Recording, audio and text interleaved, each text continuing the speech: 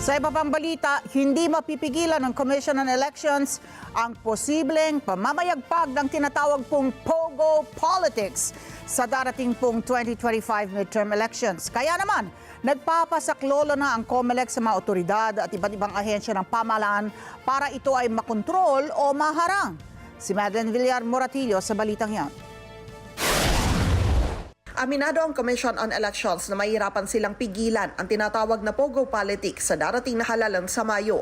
Kaya ayon kay COMELEC Chairman George Garcia, hihingi sila ng tulong sa National Bureau of Investigation, Department of Interior and Local Government at Presidential Anti-Organized Crime Commission.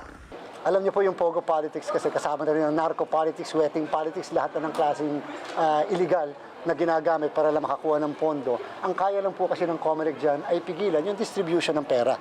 Pigilan yung pamimigay at siyempre yung pangtulong sa mga kandidato.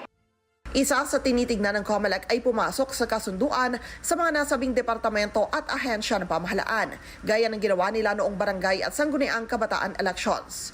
Para mapigilan ang talamak na bentahan ng boto, maging sa mga digital wallet app ay nakikipagtulungan ang COMELEC. Nung pumunta sa atin yung director ng NBI, kasama po yan sa natalakay natin, yung Pogo politics. Yung po naman patungkol sa DILG at sa PAOK, susunod na po namin yung coordination. Kinakailangan makapag-enter kami sa usapan patungkol dyan para po mas mapaigting natin ang laban sa illegal na Pogo na nagmimigay at nag-iimpluwensya ng ating halalan.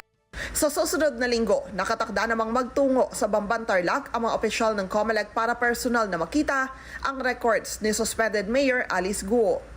Partikular na nais malaman ng poll body ay kung nagsisinungaling si Guo sa mga isinumite nitong dokumento sa COMELEC. Madeline Villar Moratillo para sa Mata ng Agila. Matatag, matapang, matapat. Maraming salamat sa inyo pong pagsubaybay sa Mata ng Agila Primetime. Para malaman ang matatag, matapang at matapat na mga balita, i-follow lamang at mag-subscribe sa AtNet25 TV.